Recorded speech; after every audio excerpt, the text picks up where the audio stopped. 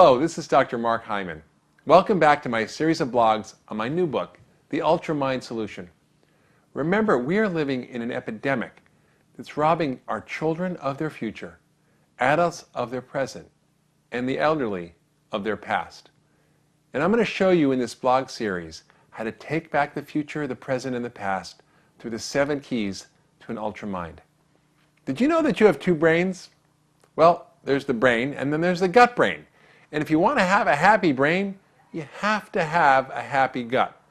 The gut brain has its own independent nervous system, and it has more neurotransmitters and serotonin than your brain. You all know that you can get butterflies in your stomach or lose your lunch or worse in stressful situations, but did you know what happens in your gut feeds right back into your brain? Do you know that studies show that an irritable bowel, which affects nearly 60 million Americans, can cause an irritable brain? It isn't being anxious or crazy that messes up your stomach. It's your stomach that makes you anxious and irritable. Did you know that a bloated belly can cause a bloated, inflamed brain? Did you know that not only food can repeat on you, but your thoughts can repeat on you and have reflux of your thoughts? That's called OCD, making you obsessive and compulsive. Did you know that 60% of your immune system lies right under the lining of your gut, and it has to let in only the good stuff? Food in the forms of amino acids, sugars, fats, minerals, and vitamins, and it has to keep out all the bad stuff, the toxic bacteria and undigested food particles. In fact, if you laid out your gut flat, it would be the size of a tennis court. There are actually 3 pounds of bacteria comprising 500 species that cover the surface of your gut. And if it breaks down, look out, your brain won't be happy. Your immune system will get activated, and it'll start reacting to foods and toxins and bugs in your gut. And this makes your brain inflamed and your mood inflamed.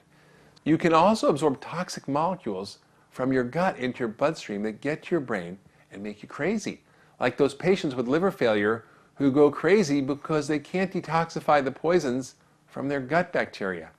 So what's our treatment with those patients? Well, we sterilize their intestines with antibiotics. Doctors know that. The problem is that the way we live and all the drugs we take damage our whole gut ecosystem.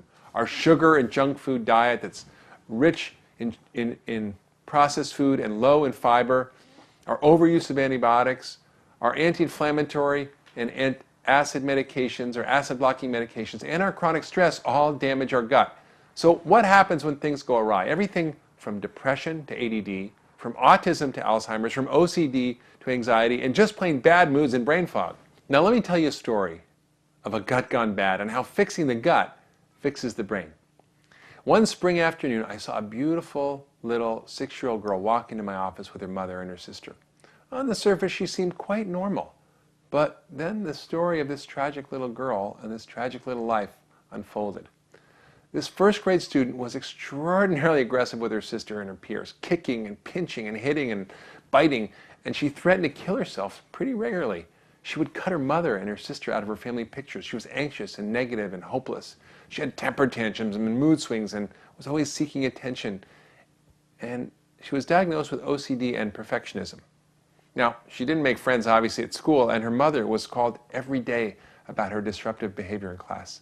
Now, going back to her story when she was younger, she was a very colicky baby. She had frequent diaper and vaginal yeast infections, and she had a lot of rectal and vaginal itching, which gives you a pretty good idea that yeast is hanging around there. And she had very sensitive skin, and she loved sugar and refined pastries and carbs. But she had no digestive complaints other than the anal itching. But I've learned that even if a child or adult doesn't complain about their gut, mischief can still be brewing. You see, the bacteria and yeast in this girl's gut literally fermented the sugary, starchy foods in her diet, producing auto-intoxication with alcohol, a byproduct of this fermentation process. The violent, aggressive behavior so commonly seen in drunks can actually occur from alcohol produced by yeast in the gut. And I wondered if this little girl had a little auto brewery in her belly. So on my detective hunt, I found she was very low in magnesium, which can make you pretty irritable, and zinc deficient, which is so important to help your digestive enzymes break down your food. And she also had delayed allergies like wheat and rye and oats and all the gluten grains. And of course she had low levels of the omega-3 fats, and she had typical B vitamin deficiencies like B6, B12, and folate. And she had a lot of trouble making energy in her cells, which I'll tell you about in an upcoming blog. These problems occur in patterns because they're all connected.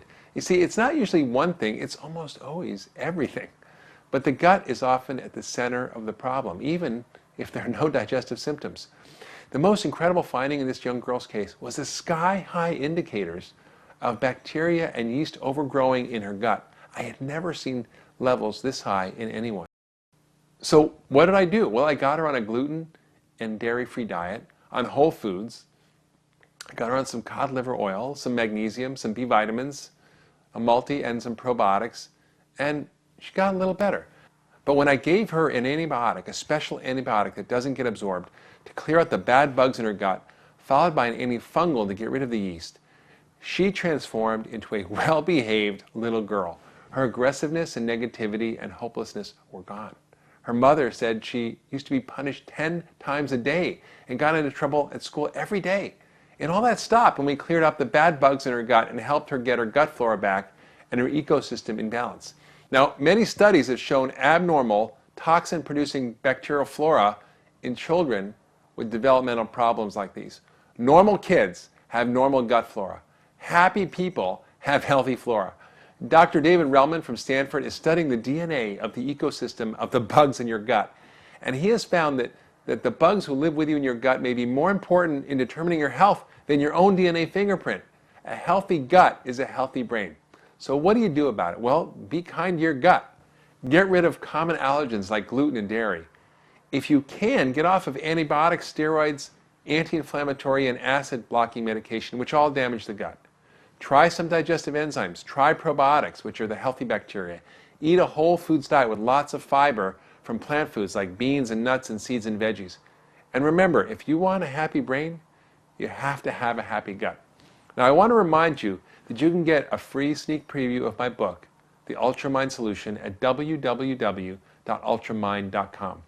In my next blog, I'm going to teach you about how to enhance your detoxification system. We will turn our attention to toxins, how they affect the brain, and how they lead to systemic breakdown that contributes to almost every brain and mood-related problem that we face today.